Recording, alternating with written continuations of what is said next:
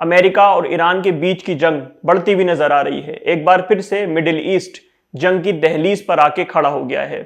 दोनों देश एक दूसरे के ऊपर इल्जाम लगा रहे हैं एमओयू को तोड़ने का। ईरान का कहना है कि अमेरिका ने हमला करके एमओयू को तोड़ दिया है।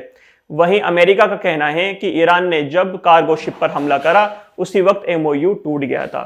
इस सब के बीच अमेरिकी प्रेसिडेंट डोनाल्ड ट्रंप ने काफी बड़े बड़े बयान मीडिया को दिए हैं। नाटो की समिट जो कि अंकारा में हुई थी, वहां पर अमेरिकी राष्ट्रपति डोनाल्ड ट्रंप ने काफी बड़े बड़े बयान दिए और कहा ईरान के साथ हुई किसी भी डील का अब कोई मतलब नहीं है। मुझे लगता है कि ईरान के साथ अगर फ्यूचर में भी कोई डील हुई तो वो टिक नहीं पाएगी। आगे ट्रंप ने ईरान के बड़े नेताओं को लेकर भी कुछ खुलासे करे हैं। ट्रंप का कहना है कि ईरान के बड़े नेता इस बात से बहुत ज्यादा डरे हुए थे कि अगर उन्होंने खामनेई साहब के फ्यूनरल यानी जनाजे के अंदर शिरकत करी तो अमेरिका इसी जनाजे के बहाने उन्हें भी मार देगा। लेकिन अमेरिका ने ऐसा नहीं करा और एक हफ्ते का वक्त ईरान के लीडरों को दिया, ईरान के लोगों को दिया कि वो अपने सुप्रीम लीडर को अच्छी तरीके से दफना दें, उनको फ्यूनरल अच्छी तरीके से हो जाए। ट्रंप ने नेतन्याहू की तारीफ करते हुए कहा कि नेतन्याहू इजराइल का सबसे अच्छा प्रधानमंत्री है इस जंग के समय। ट्रंप ने ताना कसते हुए कहा कि मैंने ही इजराइल की कैपिटल को जेरूशलम घोषित करा है, मेरे से ज्यादा इजराइल का भला अभी तक किसी ने नहीं करा। आगे जब पत्रकार ने ट्रंप से पूछा कि आपको लगता है कि नेतन्याहू को दोबारा से इजराइल का प्राइम मिनिस्टर बनना चाहिए, तो ट्रंप ने इसका सीधा जवाब नहीं दिया। ट्रंप ने कहा कि मुझे उसकी पॉलिटिक्स के बारे में नहीं पता, वो काफी ज्यादा फेमस है इजराइल के अंदर और उसने अभी तक अच्छा काम भी करा है। सीधे तौर पे यहाँ पर ट्रंप ने हाँ नहीं करा, बस सवाल से बचने के लिए एक डिप्लोमेटिक आंसर दे दिया। कुछ बातें यहाँ पर ट्रंप ने एक बार फिर से दोहराई। ट्रंप ने कहा कि अमेरिका का मेन ऑब्जेक्टिव रिजीम चेंज करना नहीं था, बल्कि ईरान के न्यूक्लियर प्रोग्राम को पूरी तरीके से नष्ट करने का था। आगे कहा कि हमें किसी डील के पाबंद होना जरूरी नहीं है, हम अपना ऑब्जेक्टिव, हमारा अपना मकसद हम बिना किसी डील करे भी पूरा कर सकते हैं। ये सीधा निशाना दोस्तों ईरान की तरफ किया जा रहा था। मतलब ये दिखाने की कोशिश करी जा रही है कि ईरान डील कर रहा है, अमेरिका डील का पाबंद नहीं है। जबकि दोस्तों बिल्कुल उल्टा है। यहाँ पर अमेरिका यहाँ पर डील के पीछे पड़ा हुआ है और ईरान अपनी मन मर्जी के ऊपर, अपने ही पॉइंट्स के ऊपर अड़ा हुआ है। हाल ही में हुए अमेरिका के ईरान के हमले पर भी ट्रंप ने कुछ कहा। ट्रंप का दावा है कि इस स्ट्राइक्स में ईरान के कुछ रेडार सिस्टम को भारी नुकसान पहुंचा है।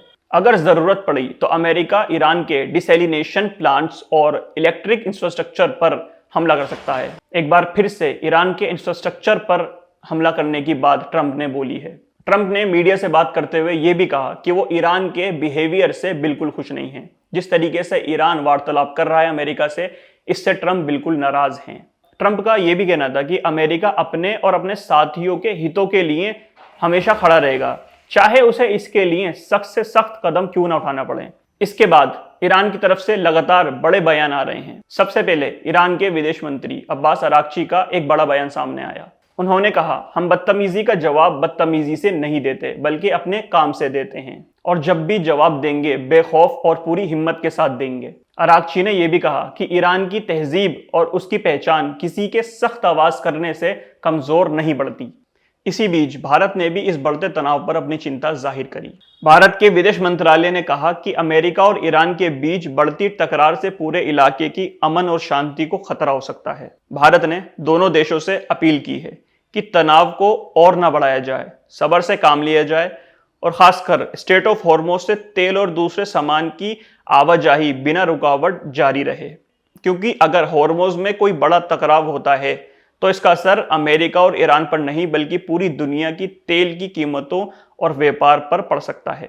Italian prime minister Giorgia Meloni का भी एक काफी बड़ा बयान निकल के सामने आया है। नाटो की समिट में जॉर्जिया मेलोनी का कहना था कि हमने शुरू से ये बात बिल्कुल साफ कर दी है कि हम ईरान के खिलाफ हथियार नहीं उठाएंगे। इटली ने मार्च के अंदर अमेरिका के कई मिलिट्री जहाज को परमिशन नहीं दी थी कि वो उसके हवाई अड्डे इस्तेमाल करें, क्योंकि इटली को पता था कि हवाई अड्डे ईरान के लिए इस्तेमाल किए जाएंगे। और अब साफ तौर पर इटली ने इस बात को क्लियर कर दिया है नाटो की समिट में कि वो अमेरिका का साथ नहीं देंगे ईरान के ऊपर हमला करने में। इसी तरीके की अपडेट्स के लिए आप चैनल को सब्सक्राइब करिए, अपने दोस्तों के साथ इस वीडियो को शेयर करिए और मिलता हूं आपसे एक और अपडेट में। तब तक के लिए अल्लाह हाफिज।